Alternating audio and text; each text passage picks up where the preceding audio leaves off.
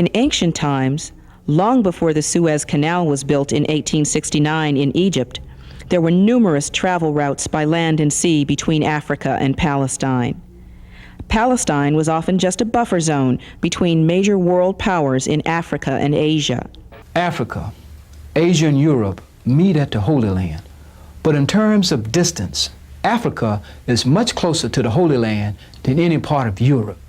Tel Aviv, for example, is only 244 miles from Cairo, Egypt. Rome, Italy, is approximately 1,400 miles from Tel Aviv. When you take a look at Paris, France, and London, England, then you begin to realize that these two locales are in excess of 2,000 miles from the Palestine area. Look at this.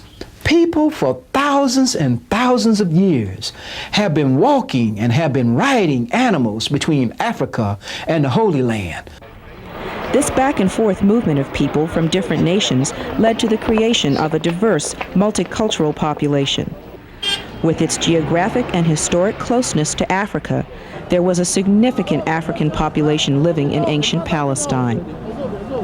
However, in their search to rediscover biblical history and peoples, Eurocentric scholars and archaeologists rarely explore or even acknowledge this obvious African connection.